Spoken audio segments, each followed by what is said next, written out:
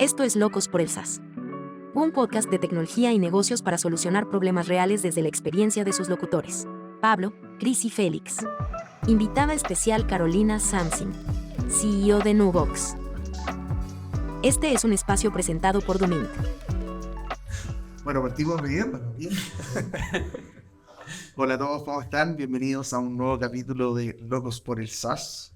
Un capítulo bien entretenido tenemos hoy día, uno bien esperado también. Yo creo que va a estar muy interesante. Jason, yo creo que va a estar muy feliz hoy día. Demasiado fascinante. Yo el único que lo veo. Sí, nuevamente. ¿Cómo están, Chris, Félix? ¿Cómo han estado? ¿Todo bien y tú? Muy bien, Pablo, gracias. Hoy día, como es de costumbre, tenemos una tremenda invitada. Así que, no sé, Félix, te cedo la presentación. Estábamos en deuda, una persona que admiro muchísimo, que me ha mentoreado también, Carolina Samsing. Yo creo que es una gran loca por el SaaS y tiene muchas cosas especiales hoy día que contarnos. Así que bueno, les presento a Carolina.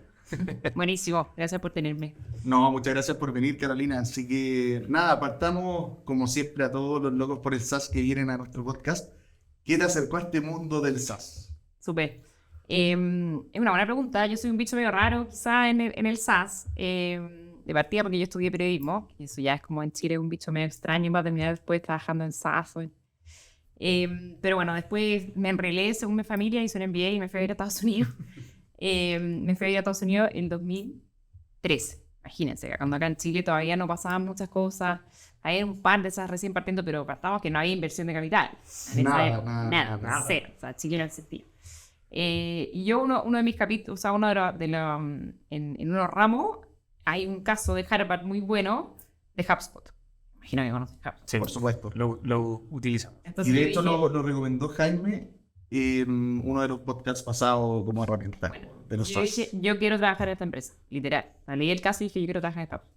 Por suerte yo vivía en Boston y entonces no tuvimos un tema familiar, digamos, pero dije, yo quiero trabajar en HubSpot. Pero HubSpot en esa época era una empresa súper chiquitita, era 150 personas. La TAM no existía, entonces yo me quiero trabajar en HubSpot se transformó en como Creta, como antes de HubSpot. HubSpot en esa época no tenía, ¿cómo se llama? No tenía prácticas de MBA, no hacía la TAM, y yo quería hacer la TAM, y además quería hacer... Bueno, ya cuento corto, yo subí en Buquillo y cosas, y terminé como que landing un internship, hice mi MBA internship en HubSpot. Y ahí partimos la TAM, de hecho fue como, bueno ya, mi pega fue como figure out la TAM de nuevo, 2013, o sea, para un gringo era como... Nada. Volatilidad, churn, ¿para qué me voy a meter para allá? Venezuela, ni una posibilidad. Entonces, bueno, yo partí ahí humildemente haciendo lo bueno, era que además a nadie le importaba mucho. Entonces, si las cagaba, como que a la gente no le importaba. Entonces, bueno, partimos ahí haciendo el blog en español, la página web en español, todo. Bueno, cuento corto, después de 5 años, terminamos en $20 millones en ARR con 3.000 clientes y abriendo una oficina en Eso es Bogotá. solo la TAM. Solo la TAM. Wow. Y la estrategia ahí fue... 4% del revenue de HubSpot. ¿Entraron fuerte algún país en específico para llegar a esos números o fue completamente transversal? Cuando yo entré teníamos 4 clientes en Latinoamérica, que eran solo agencias de marketing. Entonces entramos mucho con Channel, en el fondo con un partner model. Perfecto. Que eso generaba un moat, o no sé si solo es español, pero en el fondo te generaba barrera de entrada mucho, ¿cachai? Entonces entraba a través de los agencias de marketing, que además, convengamos que su modelo de negocio era un desastre en esa época, o sea, funcionaban por proyectos, no por retailer. Se venía a solucionar el modelo de negocio de la agencia, además generaba ahí barreras de entrada y además sí que los clientes usaran HubSpot un poquito mejor. Volvamos al 2013, o sea, el email marketing no existía en Latinoamérica. O sea, Y bueno, fue HubSpot el que también acuñó como el término y lo trajo. Exacto. Claro. Entonces un poco era muy educacional, o sea, partimos full con el blog, que el blog de no existía, entonces full blog y full a través de los partners. Fue un poquito como la penetración. Oye, Caro, yo tengo una pregunta del principio. Una pregunta es, ¿cómo fue el proceso de entrevistas para quedar? ¿Con qué te llegaste a entrevistar con los founders? Eso quiero saberlo sí o sí. Y lo otro, nosotros cuando decimos el empleado número 100, 150, creemos que es una empresa muy exitosa en América Latina, pero para Estados Unidos aclarar que es pequeño. Sí. ¿Cómo se ve una empresa de 150 personas de esa envergadura que después logró escalar a ese nivel? No, es bien tío, porque HubSpot en esa época era un desorden. O sea, efectivamente era una empresa súper chica. Una startup de verdad. Sí, se acababan de cambiar como a su oficina como oficial, estaban todos felices que tenían oficina, qué sé yo. El equipo de marketing entero éramos 30 personas, era súper chico. No entré. O sea, ni siquiera tenía un proceso de entrevista formal. Era realmente un desastre. Y así como tú la de HubSpot, o sea, era una cuestión ultra formal y el acceptance rate es como un 0,001%. Yo me instalé como con un gallo y fue como, bueno, ¿y qué te gusta? O sea, no tuve que hacer nada. Nada, o sea, realmente. Y de hecho al principio, yo esto no sé si lo voy a compartir, pero al principio me dijeron que no, me dijeron como, sorry, pero no hacemos la TAM. Como que tú hablas español, como que ya, ni siquiera eres gringa, como que ¿qué vamos a hacer contigo? Entonces fue como, pucha, sorry, no encanta tu perfil, pero no. Y yo como, bueno, ya. Me fui, de hecho hice otra práctica en Puma y después 2 semanas después me llamaron como, ¿sabes qué? Vamos a tratar. De hecho, mi pega se llama Experiment Ding Latam.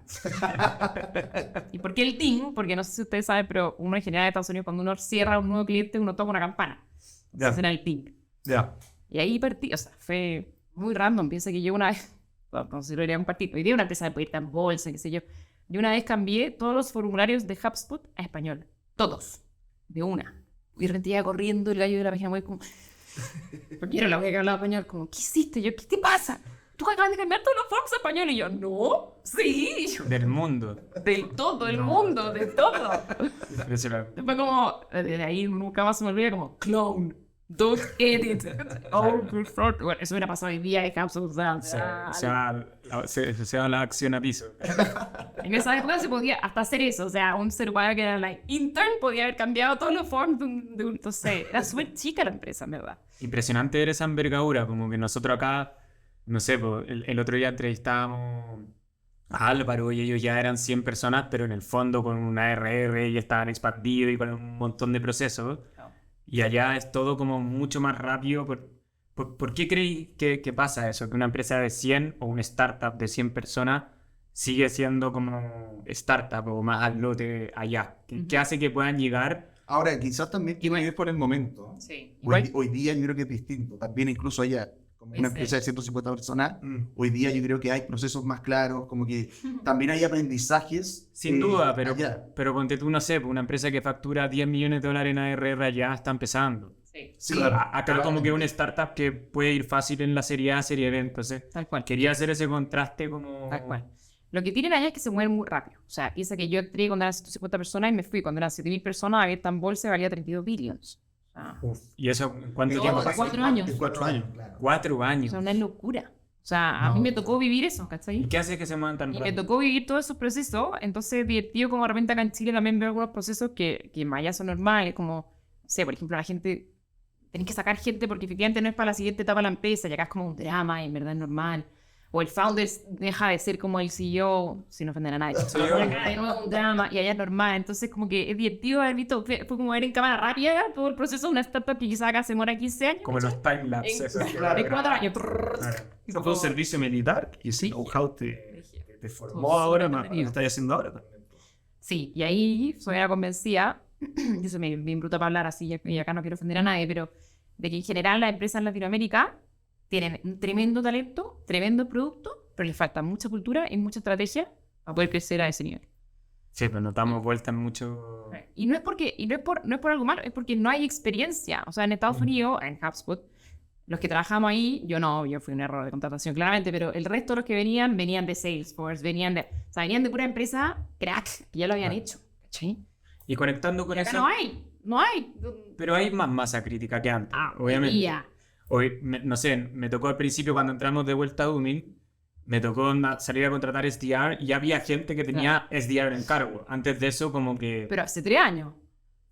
Por Chief eso- Revenue Officer existen hace 2 años en este país. Exacto, ¿cachai? Entonces, exacto, pero un poco como... Hay que Va a llegar- empezar a aburrir, Sí, tal a cual. poco y también los mismos founders que han tenido éxito y cosas Sí, por el pues, estilo. Y empiezan a... todo el ecosistema empieza como a tener un círculo virtuoso Tal con cual. respecto a eso. A lo que iba mi comentario es que no es como que llegue alguien, un salvador de la... O sea, agarráis al founder de HubSpot y lo ponía a emprender acá, sin duda lo tira para arriba, pero también lo frena Todo. un la momento. cultura, Hay una inercia, exacto. ¿cachai? Sí. Que no le permite salir a contratar, lo vivimos nosotros con el levantamiento que hicimos en mayo, no podéis salir a contratar 100 personas rápido que tengan experiencia y que Claro. en el Es fondo difícil. no tengáis que hacerles el medio onboarding y de 3 meses. Y muchos de los, en mi caso, muchos de los buenos resultados que he tenido en contrataciones clave no han venido del mundo del SaaS, como tú decías ahí.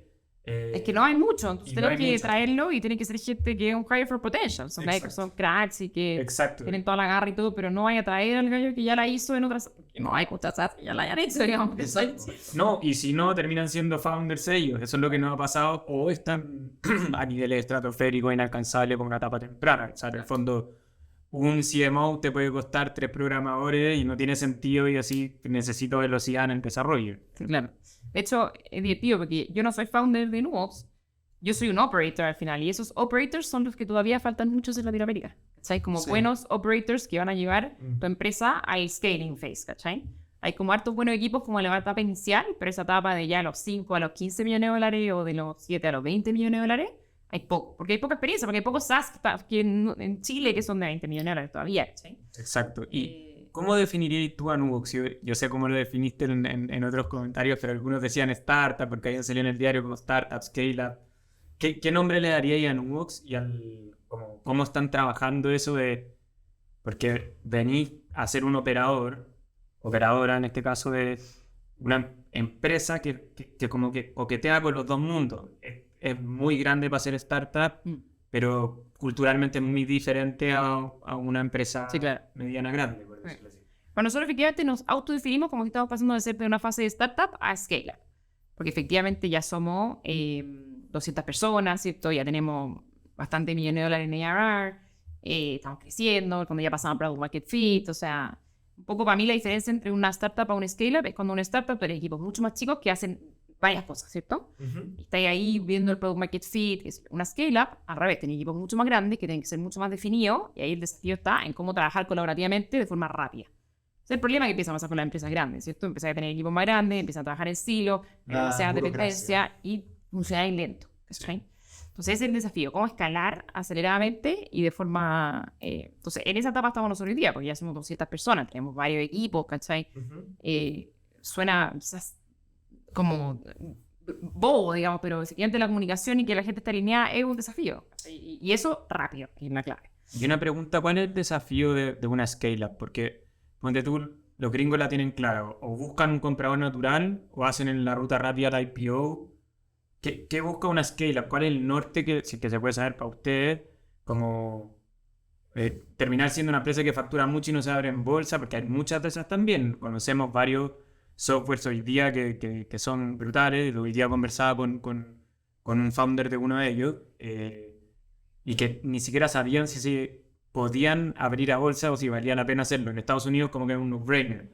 O me compra este gigante que tiene la liquidez o salgo a la bolsa. ¿Cuál es el objetivo? Si es que existe una tercera variante o no lo sé, a ustedes. Nosotros, bueno, no usaba, somos un grupo que se llama Suma.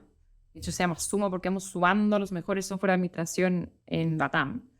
Nuestro software, quizá a diferencia de un HubSpot o un Salesforce, llegar y distribuirlo orgánicamente en la región no es tan fácil. ¿Por qué? Porque la integración con el ecosistema local es demasiado importante. O te entrega demasiado valor a tus clientes. ¿Qué significa esto? La integración con los servicios por interno, la integración con los bancos, la integración con Previred, que además comprenderán que el servicio por interno, los Previred de cada uno de los países de Latinoamérica, cada uno es más complejo que el otro. O sea, somos vecinos, pero somos muy distintos. Nosotros siempre hemos hablado de la rama así. Entonces, nosotros al final definimos que la forma que tenemos para crecer es de forma inorgánica. Entonces, hemos ido haciendo partners con distintos países. Entonces, en Argentina tenemos a Colpi, en México tenemos a Vine. Y por ahora, en verdad, lo queremos ser. Y de hecho, si pensáis en el resto del mundo, no hay ninguna empresa que lo haya hecho cross borders. Estoy hablando de nuestro tipo de software. Ninguna. O sea, mira Cero.com, que yo los amo y creo que son los más bacanes del mundo, pero no lo han hecho. O sea, se han quedado 100% en Australia, Nueva Zelanda y un poquito en Inglaterra. Le ha costado mucho entrar a Estados Unidos. Y un Intuit en Estados Unidos, entraron a México y se fueron. QuickBooks se fue de México. Claro.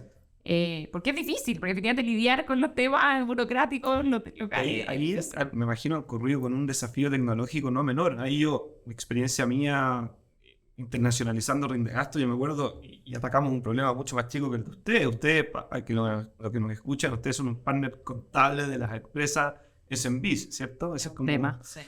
Y es mucho más amplio lo que tienen que abarcar, desde remuneraciones hasta contabilidad. Entonces, compliance, todos los cambios regulatorios. Exacto, y el desafío tecnológico para que también esto sea escalable, me imagino que no es menor, porque uno podría ir con un monolito para cada país y estar con bases de datos separadas y mantener una infraestructura súper costosa, pero que aplique. Ustedes, me imagino, han tenido un approach mucho más escalable, ¿no? Tienen, me imagino, un stack único, está todo acá. ¿No? Miramos allá. Olvidémonos que Nuvox, incluso Colpi y Pine quizás un poquito más nuevo, pero Nuvox es de los SaaS que partió el 2012. Wow, En wow, Chile. 10 años, 11 años ya. Claro. ¿Sí? Entonces, efectivamente fue full bootstrap, en 2012 no existía capital, nada. Reboot entró en el 2017. Todavía estamos lidiando con tener una stack más lean. Ya. Pero sí, la gracia que tiene es que el fondo al ir sumando distintas, porque hemos ido sumando empresas que, por Nuvox hoy día tiene 15.000 clientes. Hemos sumado empresas que tienen, no sé, por 2.000 clientes, ¿cachai? Que son más chiquititos. Entonces, el fondo, lo que nosotros hicimos en 10 años, ahora lo podemos acelerar a que lo hagan en 2, 3. Perfecto. Ese fue el objetivo de ir juntándonos y además liderar todo Spanish Speaking Latam. Ya, perfecto. ¿Y qué cosas se pueden apalancar? Yo leí una entrevista tuya, o no sé si era de Matt, que hablaban como una estrategia de ser local, un poco. ¿Qué cosas, ya hablamos de lo que es más local, como esas problemáticas, pero qué cosas se pueden apalancar? Porque también lo comentamos en otras entrevistas con Jaime. Claro, con Jaime, Bueno, que, también le toca que- la parte... que centralizo, que vale la pena centralizar desde el inicio y no tratar de hacer equipos locales de esto. ¿Qué crees tú que funciona de manera global o regional y que funciona de manera local? Bueno, tenéis las dos formas. Tenéis o cómo atacáis tus soluciones de forma local, que eso también es un tema, porque tiene toda la parte de la inteligencia no todo tiene que ser local. Exacto. O sea, el pedacito local, o lo vais localizando en el fondo, pero podéis tener una UX 100% regional, ¿cachai? Podéis tener la contabilidad la misma en todos lados, salvo ciertas más o menos parecidas. ¿Ustedes, por ejemplo, le reportan a alguien de finanza regional? Claro, entonces, y en términos de equipo y estrategia, hoy día tenemos equipos de productos regionales, equipos de finanzas regionales, porque eso sí es súper eficiente tenerlo todo junto, digamos, no sé, negociamos Facebook juntos, negociamos. ¿Marketing? ¿No te- Y marketing hoy día todavía lo tenemos local, y ventas también. ¿Verdad? Tenemos equipos de revenue locales. ¿Por qué? Porque también nosotros tenemos una forma de crecer a través de channels, que nosotros tenemos 15.000 clientes, de los cuales 4.000 son contadores. Y Ya. originalmente esa contadores fue una revenue. estrategia bien importante como con Nuvox, Súper como crecer a partir de los contadores y como que los contadores tuvieran las cuentas de las pymes. Sí. Esa estrategia hoy día sigue aplicando y en el fondo como de estos 15.000, esos 4.000 son como menos contadores y los 4.000 son como 50 por contador. O- Hoy día tenemos 4.000 contadores que ellos llevan a sus clientes claro. en Nuvox. De hecho, la gracia que tiene Nuvox es que tú puedes llevar 1.000 empresas en un mismo software, por Exacto. tanto, eso es para el contador, ¿cierto? Y tenemos un shared wallet, o sea, algunos de esos clientes son además clientes de nosotros. ¿cachai? Perfecto. Y ese es un poquito el flywheel que queremos lograr. ¿cachai? Perfecto, como otros módulos, como inventario y que se transformen en usuarios como directos de Nuvox pues, en otros módulos, quizás. Claro, o sea, el contador usa Nuvox, ese contador le recomienda a su cliente que use Nuvox porque al contador lo hace más eficiente, porque él no la manda porque hay. Yo no sé si ustedes tienen un contador, digamos, pero seamos honestos, y yo le tengo mucho cariño a los contadores, pero hay una relación de amor-odio entre el contador y la pyme, porque el contador encuentra que la pyme es un desorden y que le tiene que andar persiguiendo para que le manden. Claro. Y la pyme encuentra que el contador es lento y no le agrega valor. Entonces, esa relación, solucionarla, agrega mucho valor. Y solucionarla con tecnología, esa es la gracia, ¿cachai? Entonces, que en el fondo tengan toda la información integrada en un mismo lugar y que el contador no tenga que andar persiguiendo a la pyme y que la pyme pueda recibir su informe, eso es como belleza. Y eso lo hace Cero.com, de hecho, muy bien. Lo hace Contazul en Brasil también muy bien. Y ese es un poquito el modelo que nosotros tenemos en Nuvox. También tenemos venta directa a pyme, obvio, porque tenemos remuneraciones, por ejemplo. Tenemos toda la facturación, flujo de caja también. Pero esa relación con Channel me permite que mi CAC sea mucho más bajo, porque adquirirlo me cuesta menos. Y además es súper sticky. ¿cachai? Claro. Entonces mi churn es muy bajo cuando los dos lo usan. ¿sí? Entonces es un modelo súper saludable, parece. Oye, ¿y cuánto sería como un churn como bajo anual? Nosotros tenemos cierto Parámetro benchmark. parámetro. Vamos a ponernos, dijimos que iba a ser un capítulo bueno para Jason, pues no sé. Hablar de... Claro. Está bien, está bien. A ver, yo creo que el churn depende mucho de tu TAM, o sea, de qué empresa está yendo. ¿Cierto? Nosotros somos SMBs, ticket promedio de $90 o 2 UF, ciclo de venta de 6 días, o sea, es un ciclo de venta. Rápido. Sumamos como 300, 400 clientes mensuales. El churn orgánico o la muerte orgánica de los SMBs en general en Chile ya Sí, lo tenéis que incorporar. Sí. Entonces, no, es parte de nuestro negocio. tal cual. O sea, ¿Cuánto las dirías tú las de pymes, churn orgánico? las pymes mueren. Es como No. 7-8%. 7-8%. Anual. O sea, Nosotros de hecho lo tenemos súper medido y 7-8%, ahí voy a hacer doble clic, pero 7-8% son por cierre de giro. Cierre. Ya. Cerramos. Es un buen dato. ¿Sabes? Lo anoto para mí. Sí, lo anotado. ¿Qué es Y envidia? después no me veten por el chat. yo me hago cargo de esa. Todos nos hacemos cargo del Por el chat. chat. No, pero, No, pero ya tenía pero lo voy a resolver con un revenue retention un poco más. Pero igual tiene un ceiling eso en SMB, pero sí, hay un churn orgánico en la empresa cierra. Entonces eso ya está. Entonces y en Nudos nosotros tratamos de mantenerlo mensual de base instalada menos de un 1.8%. Al final Ya, termina el 15-20. o 15-18% Perfecto. anual. Sí, Perfecto. Perfecto. dentro de los parámetros de lo que siempre hemos conversado nosotros. Oye, ahí me Pero sí, para la gustaría... empresa más grande debería ser menos. Totalmente. Sí. Sí. Estoy en una que todavía hay que bajar, así que... Oye, ahí, Caro, volviendo un poco atrás en la conversa, a mí me interesa mucho poder conversar de cómo llegaste tú al mundo del SaaS habiendo estudiado periodismo, porque de hecho nosotros en nuestro primer capítulo hablábamos de eso y invitábamos a la gente que nos escuchaba de que cualquiera puede incorporarse al mundo del SaaS, como si eres periodista, si estudiaste algo relacionado a ventas o lo que sea, en cualquier minuto tú puedes incorporarte porque un SaaS contempla varias áreas y varias cosas y muchos desafíos. ¿Qué fue lo que te llamó la atención de ese caso de HubSpot que leíste en la universidad que dijiste quiero ir a trabajar acá? Y un poquito, ¿cómo ha sido esa trayectoria después de HubSpot, que ya la tenemos más clara, pero tú en Nubox entraste como CRO, ¿cierto? Estuviste viendo ahí un desafío, me imagino, de conectar ventas con marketing, que son cosas que no se leían mucho en la tradicional empresa. Entonces, cuéntame un poquito de eso, para invitar a la gente a que se atreva a meterse a este mundo del SaaS. Bueno, yo estudié periodismo, efectivamente, trabajé como periodista un tiempo en la revista Capital, hoy día muerta. Era una buena revista igual, pero muerta. Ya no Que en existe. paz descanse. Pero yo encontraba que el marketing y el periodismo se parecían. Al final lo que estáis haciendo es contar una buena historia para llegar a un público y el otro estáis marketeando un buen producto para llegar a un público. Entonces hay una similitud. Y lo chulo que tenía ese caso, el de HubSpot, que de hecho lo invito a todos a leerlo porque es muy bueno, es Vamos a dejar de... en el link. es Vamos a de- dejarlo ahí. Sí, es súper bueno. Es de definir cuál es tu buyer persona, cuál es tu mejor buyer persona. Y al principio en HubSpot tenían Marketing Mary y Owner Oli. Owner Oli era como la empresa más chiquitita. Que al final, ya sabemos que tienen un churn orgánico del 10%, era súper caro atenderlo. HubSpot de verdad es en mí, pero Un poquito más. es un poquito más arriba. Entonces ellos definieron que efectivamente iban a ir al más M que es entre los SMBs. Y de eso se trataba el caso, ¿cachai? Y lo encontré súper entendido porque es súper humano al final, ¿cachai? Es, en el fondo ya, sí, estás y todo, pero tus clientes son personas, son empresas, ¿cachai? Entonces eso lo encontré súper entretenido. Como algo como tan, el tipo de persona que era, te puede impactar tanto como el P&L de tu negocio, ¿cachai? Porque el churn era altísimo, era caro atenderlo, te llamaban 1 millón de veces porque no cachaban nada. Ese era lo owner only, ¿cachai? Perfecto. Y terminaban eligiendo el otro. Vamos a dejar ese caso sí o sí, porque debe hablar del ICP también, me imagino, y todas esas cosas, ¿o no? El LTV to CAC al final. Ajá. De hecho, queremos hacer un capítulo de métricas nosotros. Lo tenemos pendiente Uy. hace tiempo. Me encanta. Yo amo, soy una... De los units. De los units. Unit Economics, me Sí. encantan. Soy una net. Oye, Invierto mucho tiempo en Nux enseñándole a la gente que trabaja en Nux sobre los Unit Economics. Nosotros hicimos un University de Unit Economics para que la gente que trabaja en Doing también se interioricen un poquito más con las Claro. métricas claves que tenemos Claro. que medir como un Vamos a SaaS. invitar a la Caro a hacer un university también. Feliz. Vamos a invitarla. Para Nos el juntamos ahí TikTok. con Sí. el Team Box. Oye, y bueno, y la segunda parte de la pregunta de Chris, que decía en el fondo, como ya, yo vengo desde el periodismo, me interesó esto y entré a un mundo que es más grande que el que uno imaginaría, como hacia dónde uno puede llegar en SaaS, cómo terminaste, porque igual es como el sueño del pibe, parto como intern y termino CEO de una mega empresa.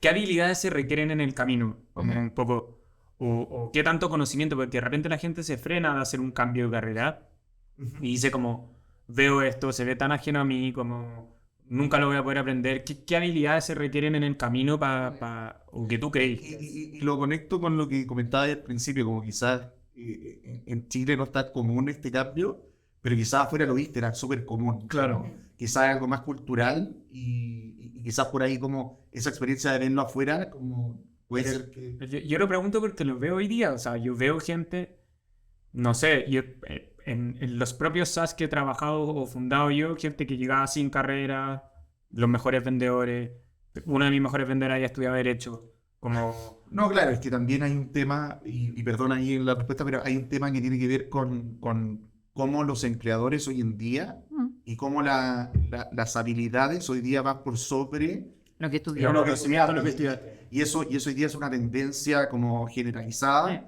y que, o por lo menos, esperemos que así sea, y por lo menos nosotros que somos como hoy día personas founders que somos más jóvenes, estamos implementando donde nos ha tocado, pero, y esperamos que así sea y se impregne, pero yo lo veo como una tendencia y espero que así sea. ¿Pero qué habilidades se requieren? ¿Qué decís tú que te llevó a tu en súper corto tiempo pasar de intern a... Como Sí. terminé siendo cliente de LATAM, de HubSpot para LATAM. Tuve cool, de hecho abrimos una oficina en Bogotá. Yo diría que, a ver, uno, como por qué me fue tan bien en HubSpot, yo diría que un poco volviendo a las métricas, yo era súper curiosa de entender demasiado bien cómo yo impactaba el negocio. Y cómo lo que nosotros hacíamos, al final, si vendí una venta en enero, valía más que una venta en diciembre, de si es que efectivamente tenía un CAC demasiado alto y tu payback era en media 11 meses, te fue al mes 9, perdiste la plata. Y eso yo no sabía nada, digamos. Pero además la gracia que tenía HubSpot, acá se me pregunté como por qué HubSpot fue tan exitoso, es que te permitía ser curiosa, porque uno tiene que ser curiosa, pero que si queréis buscar la información no está en ningún lado, ¿cachai? Pero HubSpot, yo creo que tenía de las wikis más activas que yo he visto en mi vida. O sea, tú podías buscar lo que se te ocurriera en la wiki y estaba. O sea, toda la Unity interna, todo. Era ultra transparente. O sea, lo único que no era público eran los sueldos de las personas, pero el resto era todo 100% público. Y sigue siendo. Las métricas individualizadas, onda, yo podía ver, no sé, hasta la cuota que estaba cumpliendo el vendedor X, por ejemplo. No, pero sí, hasta el nivel de equipo, sí. A nivel de equipo, perfecto. Y bueno, en verdad sí, sé que de los ejecutivos de venta también lo podéis ver. Todos. Ese Todo. full transparencia es dirigido de los gringos, impresionante. Bueno, yo llegué a Chile y yo con esa mentalidad y todo. Y yo, si no se hace. ¿Cómo que no se hace? Información confidencial que le llaman. Y acá tenéis ¿Cómo que alguien va a firmar sacar un un screenshot y lo va a compartir? Y yo, ¿quién va a hacer eso? Y si lo hace, ¿qué importa? Y si lo hacen, y bueno, y la cagó, enseñan, y si no, bueno. Claro. O sea, entonces, bueno, yo creo que efectivamente el hecho de ser full transparente, tener mucha autonomía y las metas muy claras, es la clave de una empresa así para que le vaya bien. Y yo era súper metiche, entonces me metía en todo. Entonces yo era la que más sabía de la TAM en todo HubSpot. Y aparte que la gente tampoco le importaba tanto la TAM y terminamos siendo un buen porcentaje de la empresa. A mí me resuena harto lo que dice la Caro, porque al final las mejores personas que han trabajado, por lo menos conmigo, son súper metiches, son súper autónomos. Y más que como llegar a preguntar, porque acá en Chile es muy de como, voy a preguntar porque no quiero cagarla. Y preguntar es malo. Y preguntar es malo porque va a parecer tonto. Claro. Sí, es un poco eso. Es como no tenerle De miedo. vuelta a la cultura, que yo encuentro que Exacto. ya en Latinoamérica nos falta cultura y estrategia para tener ese crecimiento ultra acelerado en 4 años. Exacto, la cultura como de transparencia es Full brutal. transparencia, autonomía. También la gente le da nervio tener autonomía y dar autonomía, porque tener autonomía es que tú cortas el queque y si la cagáis, Exacto. es tu cagazo, ¿cachai? Y a la empresa le da su también darle autonomía porque pues, si la cagan, no sé Claro. qué. Entonces hay un tema ahí, ¿cachai? O sea, yo siempre digo que la única forma de escalar una empresa, y eso lo vi muy en HubSpot, la única forma de escalar una empresa es que todas las personas sean capaces de tomar buenas decisiones de forma autónoma. Ahora, ¿qué significa una buena decisión? ¿Y qué significa de forma autónoma? Es lo complicado, digamos, ¿cachai? Pero si tú logras que todos los seres humanos, o sea, que no somos 200, que los 200 seres humanos sean capaces de tomar buenas decisiones sin tener que, como decís tú, huellar al jefe, ¿cachai? Así se mueve rápido. ¿Y cómo hoy día qué tanto hay podido transparentar? Porque al principio recibiste ya la bofetada, así, así. Pero ahora lo logramos, después de 2 años lo logramos. Me acuerdo de haber conversado contigo de eso, de hecho. Uy, qué mal, me acuerdo de esa conversación. ¿Y qué lograste, por lo menos? ¿Qué tan transparente hoy día en Wux? ¿Y qué tanta autonomía se permite? Hoy día en Nux todo es transparente menos los sueldos. De hecho, tú puedes ver día a día cuánto vende un ejecutivo también. Todo. Cuánto retiene un ejecutivo. Todo súper transparente. ¿Y eso ha generado discusión en torno a las métricas? ¿Qué dinámica genera el hecho de tener todo transparente? No fue. A ver, yo creo que lo rico que tiene es que si tú quieres saber algo, va a estar ahí. Entonces, por lo tanto, si alguien quiere incluso cambiarse de área, ¿cachai? Puede entender una área, puede entender las métricas, tiene la información. Yo te quería preguntar como lo complejo de estos 2 años, de llegar a este punto, es como lo cultural dentro de las mismas personas, de llegar a ese nivel de apertura, como lo que implica y el impacto en el día a día de esto, o algo como más de nivel de estratégico, de cambiar como la estrategia, o en ambos, ¿Quién se resiste más? claro, en los dos. Y desde esa perspectiva, como en el día a día, ¿cómo ha sido el impacto y esa transición de las personas en este impacto de esa transparencia? Yo diría que los dos, y de hecho uno informa al otro al final, eso tiene que tener una buena cultura y una buena estrategia, y ahí como magic happens. Yo diría que, a ver, y otra cosa quizá es medio duro como verlo así, pero yo creo que es una realidad, las empresas tienen etapas. Y para esas etapas hay distintos skills. Y eso también en general en Latinoamérica nos cuesta un poco de repente cachar eso. Entonces, efectivamente, nos cambió mucho las personas que teníamos, pero porque antes éramos una empresa mucho más chiquitita, mucho más startup, pero skills que no necesitaría, pero muy distinto a la etapa que estamos ahora. Entonces, efectivamente, cambiamos a harta gente. Y no tiene nada de malo, es normal. O sea, en el fondo, para una startup necesitas un skill set que efectivamente sean, qué sé yo, haciendo muchas cosas. Ahora necesitamos gente mucho más deep, o sea, alguien que en verdad sea seco para bordear a 400 clientes mensuales. O sea, eso necesitáis saberlo, ¿cachai? Y lo mismo para revenue, lo mismo para marketing. Entonces, eso fue una etapa importante. Y otro, yo cuando entré a Nubox, compré 8 libros de la King's Code de Radical Candor. No sé si lo conocen, pero si no, los invito a leerlo. Es el mejor libro. Yo soy una nerd. Me leo un libro de management mensual y creo que todavía es el número 1, así, 100%. Y lo regalé uno acá. Acá. Y vivían con la cara de ¿qué te pasa? Cuento que también al directorio, ¿no? Sí, me acuerdo. Y bueno, y el resumen de Radical Candor al final, como lo que dice, y aparte que es como en un diagrama, que al final lo que dice es que tú como te preocupas genuinamente del desarrollo de las personas, los desafías de forma directa. ¿Sí? Tienes que estar en ese cuadrante. Tú no lo estás desafiando porque eres un mal jefe, porque eres un ladilla, porque eres un latero. No, yo genuinamente quiero que tú seas una mejor persona, una mejor profesional, y por lo tanto te desafío, ¿cachai? Y te lo digo a la cara. Porque el chileno bien todo sonriente.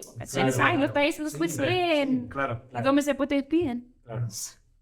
Es que brígido. Ese cambio fue brígido. Es difícil también por temas también legales, obviamente, pero es fuerte eso. Los gringos son súper mega transparentes. Yo veía cuando se comentaba los layoffs, por ejemplo. Acá se armó un escándalo gigante y en Estados Unidos lo comprendían como algo normal. Natural. Y de hecho, muchos mostraban estadísticas de la sobrecontratación versus el layoff. Decían, oye, la creación de empleo neta fue igual 3 veces por lo que el layoff. Y ellos lo ven como algo natural también cambiarse, que un poco lo conecto en la discusión con lo que decía la Caro, que acá, por ejemplo, ya estoy en tal etapa, me doy cuenta que la empresa escaló, no tengo el skill set, pero el mercado es tan dinámico que me cambio a otras startups que están en etapa temprana, que es la etapa que me gusta tal vez a mí. Por favor, normalicemos que la gente se vaya a la empresa. Exacto. Yo me acuerdo que la empresa me tiene como un drama, que se fue a los 2 años. Obvio, o sea, aparte que son mucho más jóvenes, o sea, mientras más jóvenes, más rápido te vas y te gradúas. Yo siempre digo que la gente no se va a la empresa, se gradúa de la empresa. Y a mí me y toma los skill sets que necesitaba en esa etapa. Exacto. Y está perfecto. Y eso era lo que yo quería recalcar en el SaaS, que por ejemplo, tú puedes trabajar hoy día en un SaaS que provee GPS, bla, bla, bla, o en un ERP, o en nosotros que no tenemos una definición. Súper transferible el skill set es muy transferible, como que estamos hablando de los mismos units, o sea, la cara ocupa el CAC, el LTV, etc. Nosotros también, el SaaS que vende da lo mismo, seguros o lo que sea. Entonces, a mí me encanta, y no lo pongo como pregunta, lo pongo como afirmación, me encanta el hecho de que el camino del SaaS es súper consistente y es muy profundo, te permite moverte en todas las industrias hay un SaaS. Pero en todas las industrias hay un patrón común del SaaS que en el fondo se maneja más o menos igual. Entonces, a diferencia, no sé, de mis amigos que hicieron carrera en el retail, se quisieran cambiar a la banca, no pueden. Pero alguien que trabajaba en un SaaS de retail, perfectamente se puede ir a una fintech, por ejemplo.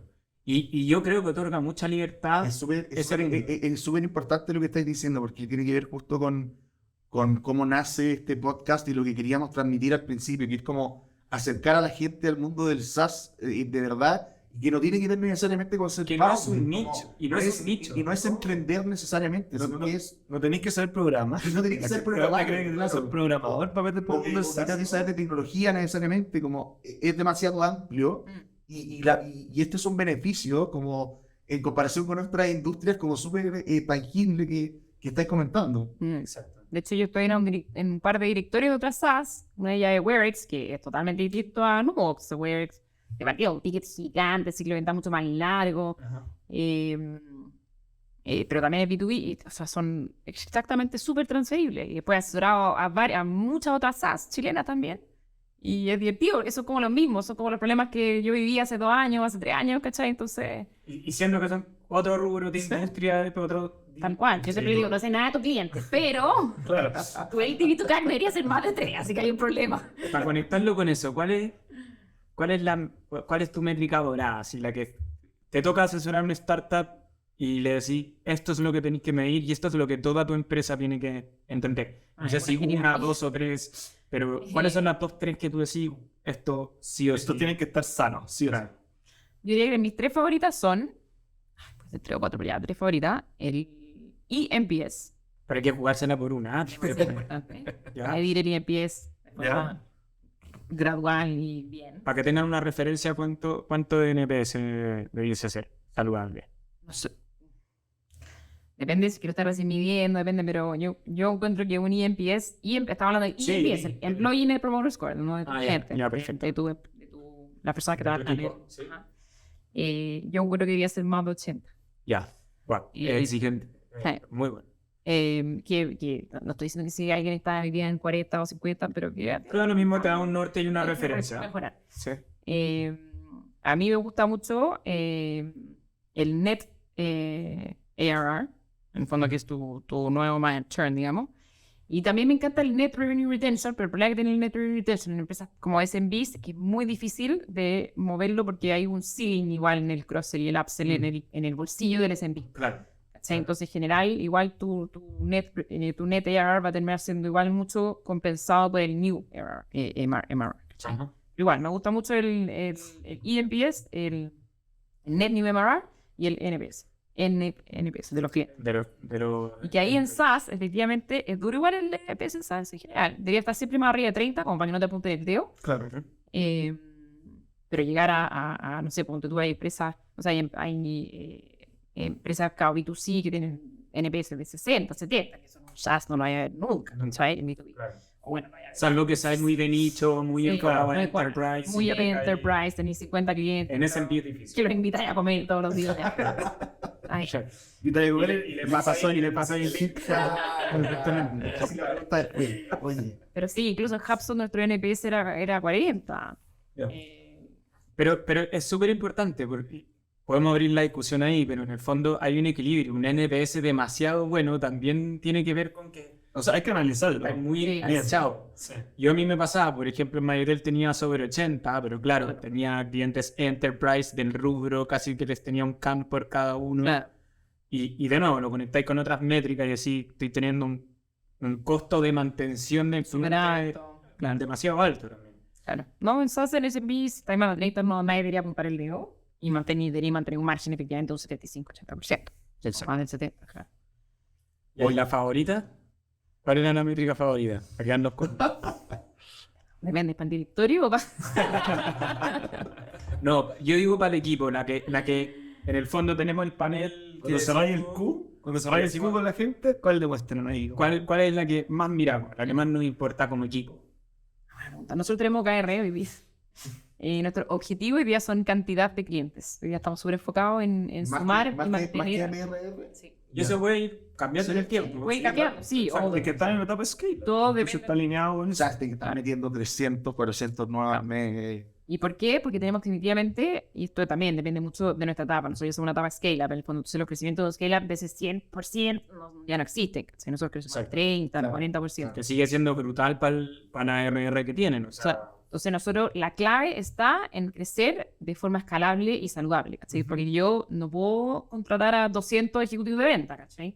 Yo no puedo invertir millones y millones de euros en marketing. Entonces, ¿cómo hacemos un músculo para poder crecer ya no de forma tan cara? ¿cachai? Ese es el desafío que tiene nuevo Yo creo que dimos en un punto bien entretenido, dado el rubro en donde están ustedes, que es cómo logro meter 400 y 500 clientes nuevos al mes y sobre todo en una industria en donde hay hartos competidores. Pues, o sea, ustedes tienen mucho, le atáis una piedra. muchos, le atáis una piedra y hay un CRM también. Exacto, entonces, ¿cómo?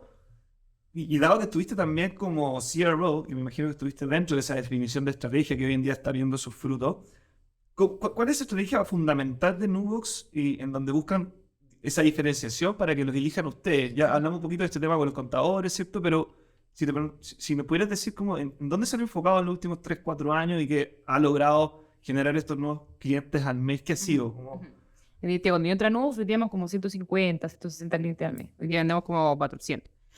Cuando yo entré a Nubox, efectivamente, por ejemplo, teníamos nuestro equipo de venta dividido por canal. Y eso es típico de como empresa SaaS. Que no creo que debería ser valor al cliente. O sea, ¿Cómo por canal? ¿Cómo? canal, outbound o inbound. ya. O gran empresa, pequeña empresa. O... No, ahí ya tiene que ver con la empresa. No, pero- sí agrega valor. Pero era como una segmentación del cliente, como... Claro, si el cliente llega outbound, si el cliente llega inbound, realmente inbound es este equipo, outbound, que al siguiente le importa un pepino, como llegó. Y a nivel de productos se lo hacían por funcionalidades también, facturadores. Y en el también. área de producto estaba dividido por producto. O sea, lo Ya. primero que hicimos fue dividir entera la empresa por cliente. O sea, Ya. cuando SMB y accountant, ¿cachai? ¿Por qué? Porque así va a entender al cliente mejor, las formas de venta son distintas, los ciclos de venta son distintos, los dolores son súper distintos, ¿cachai? Entonces nos especializamos mucho en todo, desde el marketing que hacíamos, hasta la venta que hacíamos, hasta la activación que hacíamos, hasta el producto, en SMB y accountant, que son dos monstruos completamente distintos.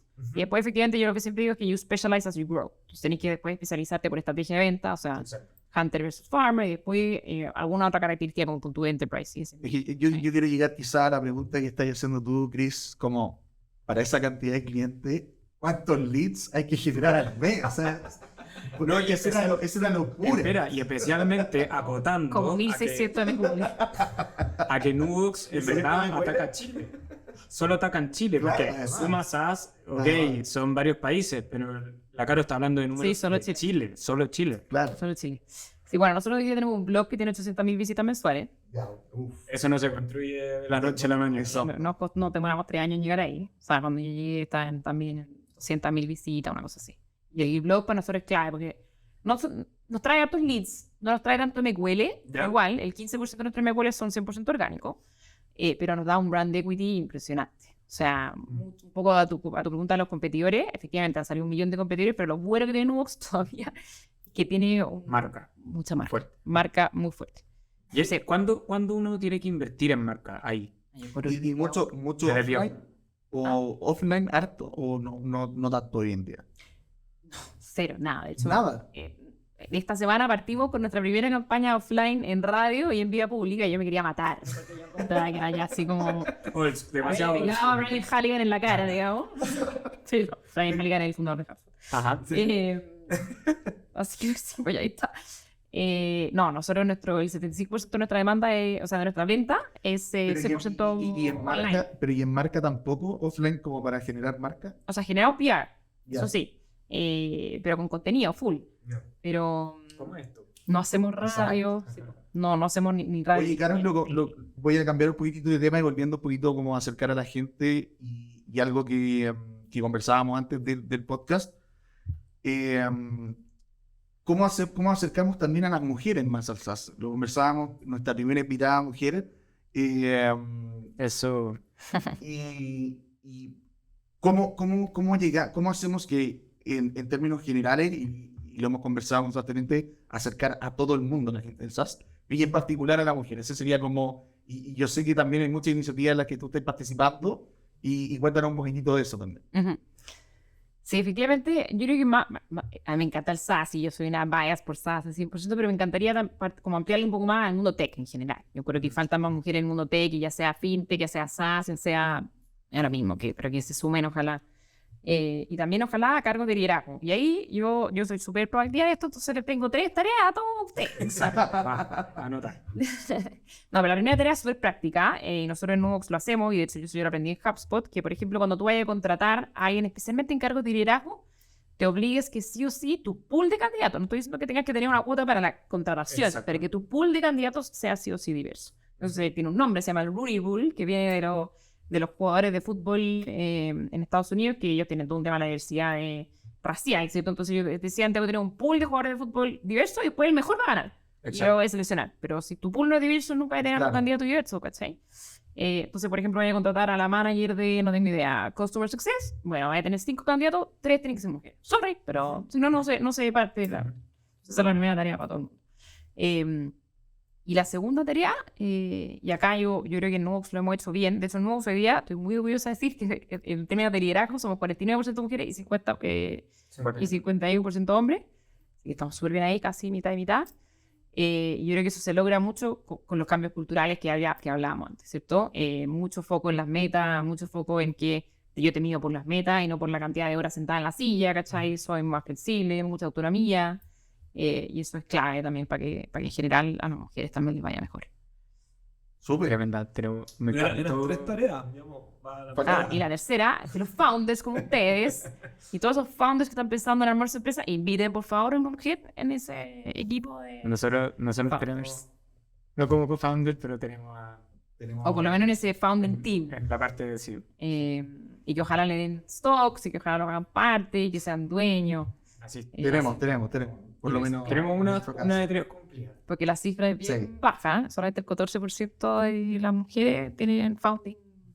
Así como VC. Y es muy interesante esa discusión. Yo he investigado un montón, de hecho, desde el área de producto también, cómo obviamente está sesgadísimo desde cómo se da la educación hacia las carreras más ingenieriles, pero ya haciéndonos cargo de eso, cómo se desarrolla un producto pensado solo por hombres, desde el UX, en Claro. donde no se contemplan ciertas cosas que existen diferencias de género en interacción con productos cotidianos, mucho más que en B2B, en B2C incluso, y como hay un grupo de puros hombres creando una solución, hay puntos ciegos que no los ven. Ya hay un sesgo, digamos. Cuando meten en el equipo de producto de UX a por lo menos a contrarrestar visiones, se producen cambios potentes en la usabilidad porque realmente hay casos que no somos capaces de ver, si un sesgo de lo que me toca en el día a día, por decirlo así.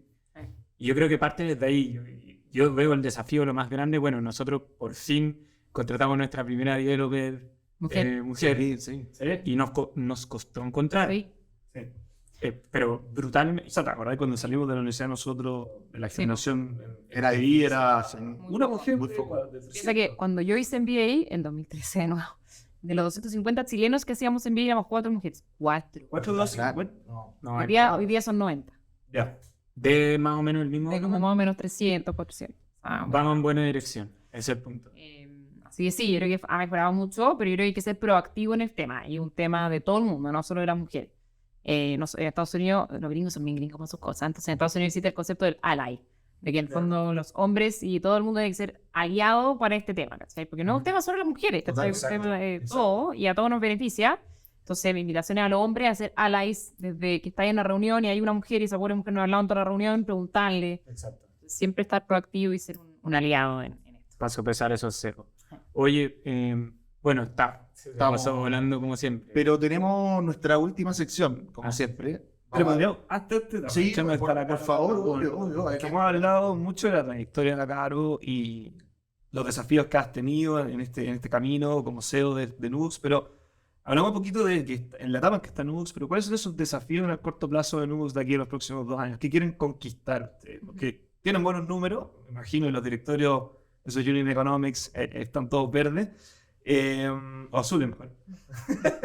Pero ¿cuál es ese desafío que tienes tú como a cargo de la estrategia, de llevar a cabo la ejecución de esa estrategia de una empresa como Nux para los próximos 2 años? Si nos puedes resumir eso.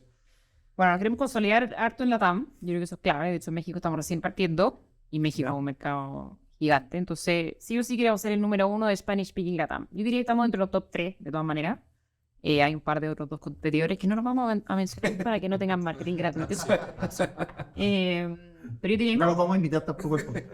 no son chilenos. Así que pero sí, yo creo que el número 1 es consolidarnos como... ¿Y por qué? No solamente por ser la más bacana de Latinoamérica, pero porque eso va a probar que el concepto de que efectivamente crecer de forma inorgánica y acelerando a nosotros funciona. Y que en el fondo QuickBooks no lo logró y que 0.com le ha costado. Entonces, eso es una consolidación de una estrategia de negocio súper importante. ¿Cachai? Que la tenemos que hacer.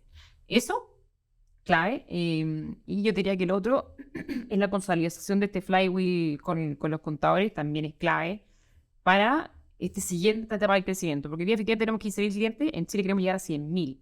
Pero para llegar a 100.000, como crezco ahora, es muy caro. Tengo que lograr ese flywheel acelerado que al final me va a permitir crecer con un CAC más bajo, ¿cierto?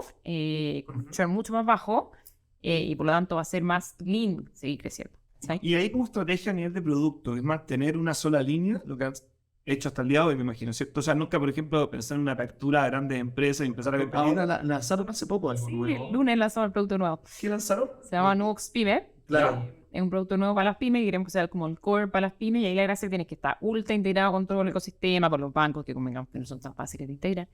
Y ahí sí, y esto ya es un poquito un sueño que tenemos a más mediano plazo que tan corto, digamos, pero nos encantaría meter, esto con esto cierro, pero las pymes tienen 3 problemas importantes, que nosotros solucionamos 2 de 3 y nos queremos meter el tercero. El primero es estar al día con el compliance, ¿cierto? Que es un gacho la regulación. No, check. El segundo es tener visibilidad financiera y administrativa, ya, no check. El tercero es el financiamiento de las pymes. Temor, Perfecto. las condiciones son súper injustas, unas Y ahí tasas quieren- ridículas para las pymes. ¿Quieren como ser generadores de información? O... Claro, y ahí nosotros tenemos compartes. 15.000 pymes con toda la información, que podemos tener hasta un credit scoring así claro. bellísimo para las pymes. Entonces, bueno, ahí lo dejaremos para otro capítulo, pero ese es como un sueño. Oye, tenemos tan buenos invitados siempre nosotros que siempre queda mucho por conversar, así que con la Caro también vamos a tener una segunda invitación de todas maneras. Buenísimo. Y te queremos agradecer el tiempo, la buena onda, ha estado espectacular, no le fallamos a nuestro Mesías, el capítulo como dijimos al principio está feliz, el nivel de profundidad Tenemos harto jargon de Sí. SaaS. así que- estuvo espectacular, pero como decíamos antes, tenemos nuestra última sección, no sé si te va a tomar por sorpresa esto, Caro, vamos a meterle una cortina también después al podcast, así como de la sección, de recomienda un SaaS. Hay que recomendar un SaaS al público que nos ve, que me han llegado comentarios incluso de, oye, bajé tal aplicación, ya la gente está ocupando los SaaS que recomendamos. Así que, Caro, tienes la misión de recomendar. Por mientras que lo pensáis, te podemos comentar un poco de lo que han recomendado. También, por supuesto. Recomendaron HubSpot, recomendaron Dashlane para las contraseñas, Craft. Craft para las notas, Notion. Notion recomendaron. Y Jaime recomendó uno bien particular que no recordamos, nunca nos acordamos Sí. cómo se llama, que era de recursos humanos. bien De Perks, interesante. de Sí, Perks de Ah. Y algo, la plataforma de No Code también. También, Creo que es sí. Está buena. No, yo voy a recomendar 2 que yo creo que sí o sí todas las empresas deberían usar, porque estaba al principio pensando como en yo y lo que yo uso, y uso Evernote y Evernote en mi vida, pero 2 para las empresas. También se Pero también, recomendaría. de todas También maneras, recomendado, Muy bien. de todas maneras. Slack, de todas maneras, sí o sí, todo el mundo tiene que usar Slack y por favor hasta su más deep Slack en lo máximo. Y nosotros tenemos una wiki interna que es clave. O sea, Y la desarrollaron la usamos en ustedes. Atlassian. Ah, en Atlassian. Usamos Atlassian. Perfecto. Pero O sea, pero más que Atlassian en particular es el concepto de tenía la wiki. La wiki en Atlassian. No, Bueno, donde sea. Donde sea. donde sea. Sí, también puede ser Notion, pero a mí Atlassian me gusta harto igual. Aparte se integra con Jira, y aparte se integra con Slack, entonces se integra con todo y bacán. Pero sí, Buenísimo. Slack y Atlassian. Bien. Buenísimo. Oye, muchas gracias de nuevo. Estuvo muy entretenido, así que nada. Chao, chao. Que estén muy bien. Gracias. Chao. Chao, gracias, Caro. Chao. Esto es Locos por el SaaS. Un podcast de tecnología y negocios para solucionar problemas reales desde la experiencia de sus locutores. Pablo, Cris y Félix. Este es un espacio presentado por Dumint.